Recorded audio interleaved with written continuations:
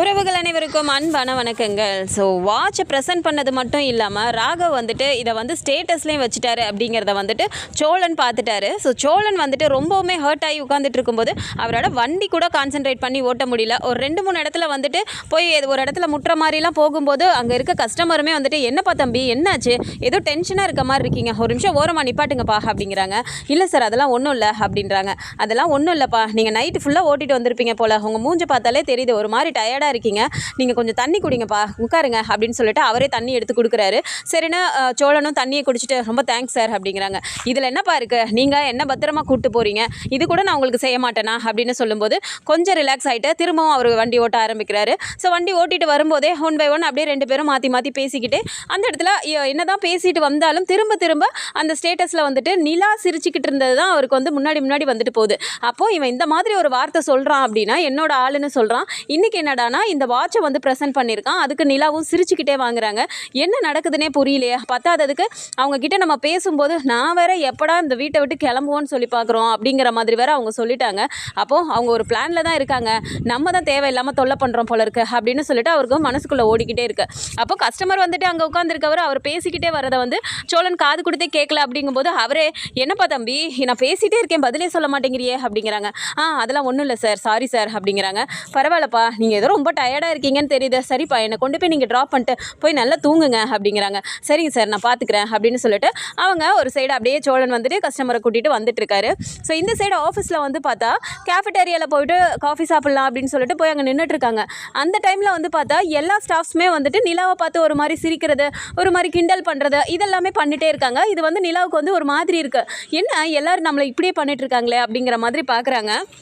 So திவ்யாவும் சேர்ந்துக்கிட்டு நிலாவை ஒரு மாதிரி பார்க்குறது சிரிக்கிறது அதெல்லாம் பண்ணும்போது இப்போ நிலா கேட்குறாங்க, என்ன மொத்த ஆஃபீஸுமே ஏன் என்னை இப்படி ஒரு மாதிரி பார்க்குறீங்க, எனக்கு அப்படியே ஒரு மாதிரி இருக்குது தெரியுமா அப்படிங்கிறாங்க. என்ன நிலா நாங்கள் என்ன பண்ணோம் அப்படிங்கிறாங்க. என்ன பண்ணோமா, என்ன எதுக்காக எல்லோரும் இப்படி பண்ணிகிட்ருக்கீங்க கைஸ் என்ன அப்படின்னு சொல்லிட்டு எல்லாருக்கிட்டே கேட்குறாங்க. என்ன நிலா ஒன்றுமே தெரியாத மாதிரி கேட்குறீங்க அப்படிங்கிறாங்க. சத்தியமாக எனக்கு புரியலைங்க, எதுக்காக இப்படிலாம் பண்ணிகிட்ருக்கீங்க அப்படிங்கிறாங்க. நீ உன் மொபைலை பார்க்கவே இல்லையா அப்படின்னு திவ்யா கேட்குறாங்க. மொபைலில் என்ன அப்படிங்கிறாங்க. நீ ஒரு நிமிஷம் வாட்ஸ்அப் ஓப்பன் பண்ணி பாரு அப்படிங்கிறாங்க. வாட்ஸ்அப்லையா அப்படின்னு சொல்லிட்டு வேகமாக ஓப்பன் பண்ணி பார்க்குறாங்க. வாட்ஸ்அப்பில் எந்த மெசேஜுமே வரல. ஒருவேளை சோழன் ஏதாவது பண்ணியிருக்காரோ அப்படின்னு சொல்லியும் பார்க்குறாங்க. சோழன் கிட்ட இருந்தும் எந்த மெசேஜுமே வரல. அப்படியே ஒரு மாதிரி பார்க்குறாங்க. என்ன நிலா வாட்ஸ்அப்னா நீ மெசேஜஸை மட்டும்தான் செக் பண்ணுவியா, வாட்ஸ்அப் ஸ்டேட்டஸை பாரு அப்படிங்கிறாங்க. சரின்னு சொல்லி ஸ்டேட்டஸை பார்க்கும்போது பார்த்தா ராகவ் வந்துட்டு இந்த ஒரு இதை ஸ்டேட்டஸில் வச்சுருக்கது அவங்களுக்கு அப்படியே அவ்வளோ ஒரு பயங்கரமான கோவம் வருது. அப்படியே அவங்க முகலாம் மாறுது. இதவும் திவ்யா கவனிக்கிறாங்க. என்ன நிலா நாங்களாம் இதை நினச்சி தான் உன்னை வந்துட்டு இப்படி பார்த்து சிரிச்சிட்ருக்கோம், நீ இப்படி கோவப்படுற அப்படிங்கிறாங்க. என்ன இது ராகவ் எதுக்கு இப்படிலாம் பண்ணிட்டு இருக்காரு அப்படிங்கிறாங்க. ஏனிலா அவர் என்ன ட்ரை பண்ணுறாருங்கிறது உங்களுக்கு புரியலையா, மொத்த ஆஃபீஸ்க்குமே தெரிஞ்சிருக்க, நீ மட்டும் ஏன் இப்படி பண்ணுற அப்படிங்கிறாங்க. நான் ஏன் என்ன பண்ணணும், எனக்கு பிடிச்சதானே நான் பிடிச்சிருக்குன்னு சொல்லுவேன், நான் சத்தியமாக சொல்கிறேன் எனக்கு இதெல்லாம் சுத்தமாக பிடிக்கல, எதுக்காக இவர் இப்படிலாம் பண்ணிட்டு இருக்காரு, அவர் என்ன ட்ரை பண்ண பார்க்குறாரு அப்படிங்கிறாங்க. என்ன நிலா எல்லாமே தெரிஞ்சுக்கிட்டே தெரியாத மாதிரியே பேசினா எப்படி, எங்களுக்கே தெரியுதோ உனக்கு தெரியலையா அப்படின்னு சொல்லி கேட்குறாங்க. திவ்யா இதுதான் அவ்வளோதான் சொல்லிட்டேன், திரும்ப திரும்ப எல்லாருமே வந்துட்டு இப்படியே பண்ணிட்டு இருக்காதீங்க, ஃபஸ்ட்டு நான் இதுக்கு எண்டு கார்டு போடணும் அப்படிங்கிறாங்க. எண்டு கார்டு போட போறியா, ஏனிலா இதில் எவ்வளோ பெரிய ஒரு இது தெரியுமா, நீ ஏன் இப்படி பேசிகிட்டு இருக்க அப்படிங்கிறாங்க. என்ன எவ்வளோ பெரிய இது எனக்கு ஒன்றும் புரியலையே அப்படிங்கிறாங்க. நிலா இந்த மாதிரி ராகவ் எங்ககிட்ட ஏதாவது பிஹேவ் பண்ணியிருந்தாருன்னா நாங்களாம் சத்தியமாக டபுள் ஓகே சொல்லியிருப்போம், ஆனால் நீ ஏன் இப்படி ரியாக்ட் பண்ணுற எங்களுக்கு புரியவே இல்லை. நேற்று என்னடானா ரெஸ்டாரண்ட்டில் உனக்காக தான் எங்கள் எல்லாரையுமே கூப்பிட்டுருக்காரு, ஏன்னா தனியாக கூப்பிட்டா நீ வரமாட்ட, அதனால உனக்காக எங்கள் எல்லாரையும் கூப்பிட்டு வந்தார். அன்னைக்கு நீ அவ்வளோ செலவு பண்ணாரோ நீ கொஞ்ச நேரம் கூட இல்லாமல் ஒழுங்காக கூட சாப்பிடல, உடனே கிளம்பி போயிட்டேன் அப்படிங்கிறாங்க. நான் கிளம்பி போயிட்டேன்னா நான் அவ்வளோ நாள் ஒர்க் பண்ணியிருக்கேன், முதல் நாள் நைட்டு கூட அவ்வளோ ஒர்க் பண்ணேன், எனக்கு அது டயர்டாக இருந்தது, என்னோடய ஃபீலிங்ஸை யாருமே புரிஞ்சிக்காமல் ட்ரீட்டு நீங்கள் சரி உங்களோட சந்தோஷத்துக்காக தான் நான் வந்தேன், அப்போ கொஞ்ச நேரம் இருந்துட்டு தானே போனேன் அப்படிங்கிறாங்க. அதெல்லாம் சரி நிலா, ஆனால் ராகவ் சைட்லேருந்து யோசிச்சு பார்த்தா அவர் எத்தனையோ வாட்டி உன்னை காஃபி ஷாப்க்கு வான்லாம் கூப்பிட்டுருக்காரு, அப்போ நீ என்ன சொன்ன, எல்லாருமே வராங்களா, எல்லாருமே வரதா இருந்தால் போகலாம், இல்லைன்னா நான் வரல அப்படின்னு நீ அன்றைக்கி சொன்னில்ல, அதனால தான் இந்த ட்ரீட்டுக்கு எங்கள் எல்லாரையுமே கூப்பிட்டாரு, இல்லைனா உன்னை மட்டும்தான் தனியாக கூப்பிட்டுருப்பாரு நீ வரதா இருந்திருந்தா அப்படிங்கிறாங்க.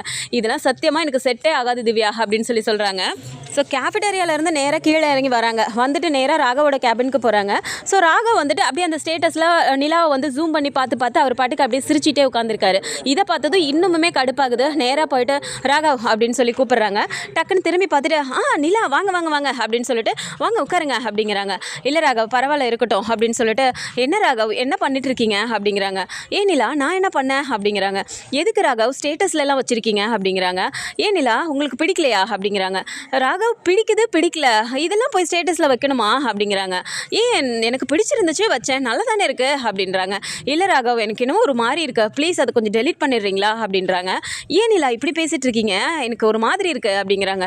ப்ளீஸ் ராகவ் எனக்கு என்னவோ ஒரு மாதிரி இருக்கா நீங்கள் கொஞ்சம் அதை டெலீட் பண்ணிடுறீங்களா அப்படின்னு சொல்லிட்டு அவங்க இப்போ வெளியே போகிறாங்க.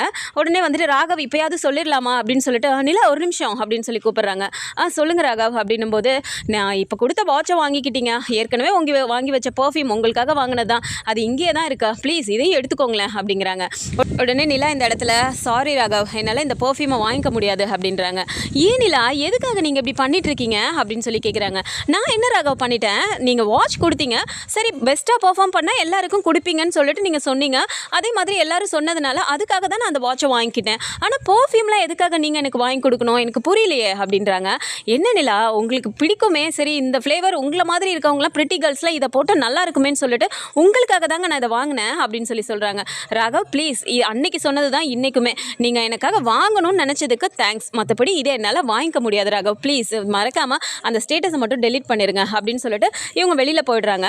ராகவுக்கு ரொம்பவுமே ஒரு மாதிரி ஆகுது. என்னவா மெசேஜ் பண்ணாலும் ஒழுங்காக ரிப்ளை பண்ண மாட்டேங்கிறா கால் பண்ணாலும் பேச மாட்டேங்கிறா இப்போ என்னடானா வாங்கி கொடுக்குறதே வாங்கிக்க மாட்டேங்கிறா ஆஃபீஸில் எல்லாருக்கும் ஒரு இது நடக்குது அப்படின்னா அதை மட்டும் அக்செப்ட் பண்ணுறேன் அப்படிங்கிற மாதிரி பேசுகிறாளே நமக்கு இவ எவ்வளோ ஸ்பெஷலுங்கிறது ஏன் இவளுக்கு புரியவே மாட்டேங்குது ஒருவேளை புரிஞ்சுக்கிட்டே நம்மளை அவாய்ட் பண்ணுறாளோ அப்படிங்கிற மாதிரி அவருக்கு தோணுது. இருந்தாலும் என்ன நினைக்கிறாரு இல்லை ஆஃபீஸில் எல்லாருமே இருக்காங்கல்ல அதனால எதுவும் அப்படி இருக்கா போல இருக்கு போக போக கண்டிப்பாக நான் அக்செப்ட் பண்ணிப்பா அப்படிங்கிற மாதிரி இவரே பேசிட்டு சிரிச்சுட்டு உட்காந்துருக்காரு. அதுக்கப்புறமா நிலா ஆஃபீஸ் முடிச்சுட்டு வீட்டுக்கு வராங்க. வீட்டுக்கு வந்ததுக்கப்புறமா பார்த்தா சோழன் வந்து வீட்டில் வந்து உட்காந்துட்டு இருக்காரு. ஸோ வந்த உடனே சோழனை பார்த்துட்டு அவங்க போயிட்டு சிரிக்கிறாங்க. என்ன சோழன் வந்துட்டீங்களா எப்போ வந்தீங்க அப்படிங்கிறாங்க. அப்படியே ஒரு மாதிரி சோழன் பார்த்துட்டு குனிஞ்சிக்கிறாரு. ஏங்க உங்ககிட்ட தான் கேட்குறேன் அப்படின்னோடனே ஒரு ½ அன் ஹவர் ஆச்சுங்க அப்படின்னு சொல்லி சொல்கிறாரு.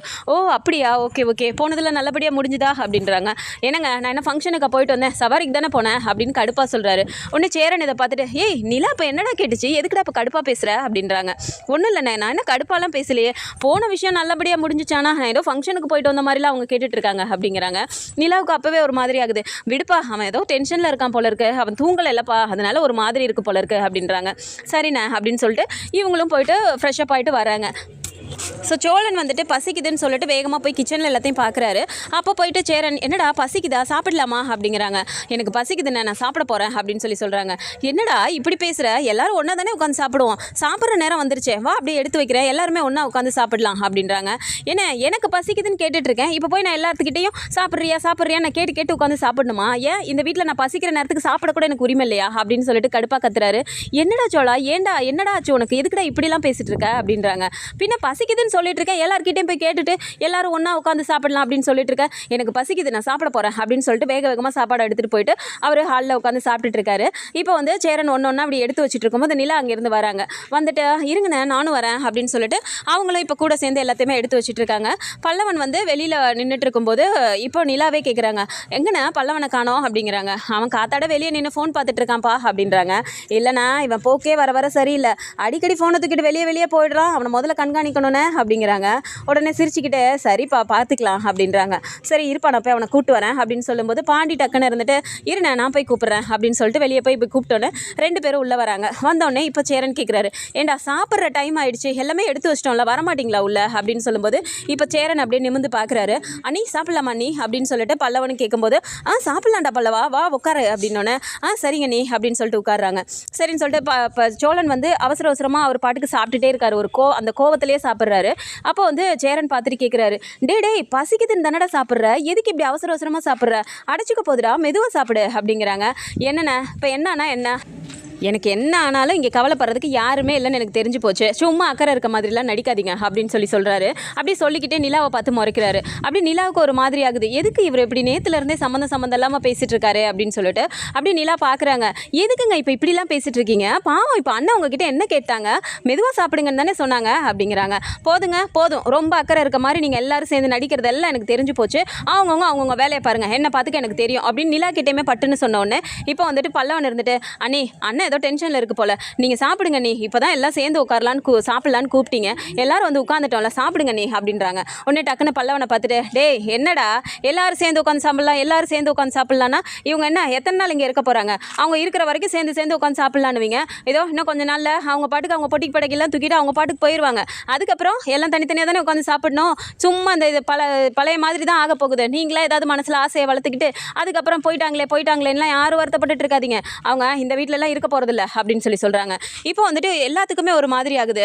அண்ணே ஏன்னா நீ இப்படி பேசிகிட்டு இருக்க? அண்ணி எங்கேயும் போக மாட்டாங்கண்ணே அப்படிங்கிறாங்க.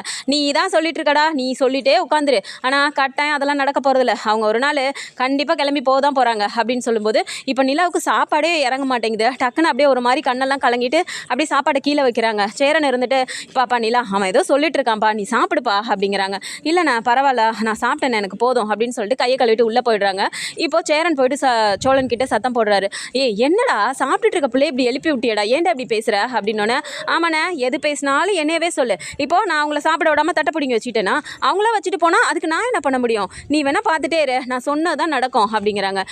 ஏன்டா இப்படி பேசுகிற? நீ அன்றைக்கி டிவோர்ஸ் கொடுக்க மாட்டேன்னு சொன்னதுக்குமே நிலாவே அந்த வழிக்கு வரும்னு சொல்லி தானடா நீ கொடுக்க மாட்டேன்னு சொன்னேன்னு அங்கே போய் சொல்லிட்டு வந்தேன்னு சொன்னேன், நான் டிவோர்ஸ் கொடுத்துட்றேன்னு சொல்லிட்டு இப்போ ஏன்டா இப்படி மாற்றி பேசிகிட்டு இருக்க அப்படிங்கும்போது அண்ணே ஏதோ ஒரு இதில் நான் தெரிஞ்சோ தெரியாமலோ டிவோர்ஸ் கொடுக்குறேன்னு நான் சொல்லிட்டேனே, ஆனால் அது அவங்களுக்கு எவ்வளோ ஒரு பாசிட்டிவாக மாறி இருக்குன்னு எனக்கு இப்போ தானே புரிய வந்திருக்கு. அவங்க இப்போ தான் வந்துட்டு சுதந்திரமாக இருக்க ஆரம்பிச்சிருக்காங்க. எதுக்குண்ணே அடுத்தவங்க சுதந்திரத்தில் நம்ம தலையிட்டுக்கிட்டு அவங்கவுங்க வாழ்க்கையை அவங்கவுங்க பார்த்துக்குவாங்கண்ணே, நீ விடுனே, அவ்வளோதானே, என்னோட வாழ்க்கை அவ்வளோதானே, முடிஞ்சு போச்சு, நீங்கள் எல்லாம் சந்தோஷமாக இருங்க, அவ்வளோதான் விடுங்க அப்படிங்கிறாங்க. என்னடா சோழா இப்படிலாம் பேசிகிட்டு இருக்கேன், எனக்கு கஷ்டமாக இருக்குடா அப்படின்றாங்க. அதுக்காக நான் உங்ககிட்ட நடிக்கிறேன்லாம் சொல்கிறியடா, நான் எப்படா அப்படிலாம் நடந்திருக்கேன் அப்படிங்கிறாங்க. கோச்சுக்காதண்ணே, ஏதோ ஒரு கோவத்தில் பேசிட்டேன், நீ என்கிட்ட நடிக்கிறேன்லாம் நான் சொல்லலைண்ணே அப்படின்னோன்னே அப்போ யாரடா சொன்னேன், நிலாவை சொன்னியா அப்படின்றாங்க. அண்ணே புரிய வரும்போது உனக்கு தானாக புரியும், இப்போ என்கிட்ட எதுவுமே கேட்காத அப்படின்றாங்க. என்ன தாண்டா நடந்துச்சு, அண்ணங்கிட்டையாவது சொல்லண்டா அப்படின்றாங்க. அண்ணே எதுவாக இருந்தாலும் உனக்கு புரிய வரும்போது புரியுண்ணே, விட்டுருண்ணே, என்ன என் பாட்டுக்கு விட்டுரு, ஏன் இந்த டைமுக்கு வரல, ஏன் இதை பண்ணல அதை பண்ணலன்னு யாரும் என்கிட்ட எதுவும் கேட்காது அப்படின்னு சொல்லிட்டு விறுவிறுன்னு போயிட்டு தனியாக ஒரு பாயை விரிச்சு இந்த சைடு போய் அவர் படுத்துக்கிறாரு. வீட்டில் இருக்க எல்லாருக்குமே ஒரு மாதிரி இருந்தாலும் நிலா கொஞ்சம் நேரம் கழிச்சு பாட்டில் எடுத்துகிட்டு தண்ணி எடுக்கலான்னு வெளியே வராங்க. அப்போது சோழன் மட்டும் தனியாக படுத்துட்டு இருக்கும்போது இங்கே அவங்க கூடமே படுக்கலையே, வழக்கமாக ஒரு படுக்கிற இடத்துலையும் படுக்கலையே அப்படிங்கிறதையும் அவங்க பார்க்குறாங்க. ஸோ என்ன நடந்திருக்குங்கிறதே புரியல அப்படிங்கிற மாதிரி தான் நிலா இருக்காங்க. ஆனால் இந்த ஸ்டேட்டஸை வந்துட்டு ராகவ் கிட்ட வந்து இவங்க டெலீட் பண்ண சொன்னாங்க அப்படின்னாலுமே அதுக்கு முன்னாடியே சோழன் பார்த்துட்டாரு அப்படிங்கிற விஷயம் இவங்களுக்கு தெரியல. அதே மாதிரி நம்பர் கொடுத்து நீ எனக்கு ஃபோன் பண்ணுன்னு சொன்ன விஷயம், என் ஆளுன்னு சொன்ன விஷயம், இது எல்லாமே வந்துட்டு இது வரைக்கும் நிலாவுக்கு தெரியவே இல்லை. ஸோ இந்த கோவம் தான் அப்படி வந்துட்டு சோழன் பண்ணிட்டு இருக்காரு. ஸோ இது எப்படி போகுதுங்கிறத நம்ம பொறுத்திருந்து பார்க்கலாம். ஸோ இந்த மாதிரியான கதைக்களம் வந்தால் நல்லா இருக்கும்னு நினச்சிங்கன்னா மறக்காம நம்மளோட சேனலை சப்ஸ்கிரைப் பண்ணிக்கோங்க. அண்ட் வீடியோ பிடிச்சிருக்கு அப்படின்னா சின்னதாக லைக்கை மட்டும் கொடுத்துருங்க. தேங்க்ஸ் ஃபார் வாட்சிங்.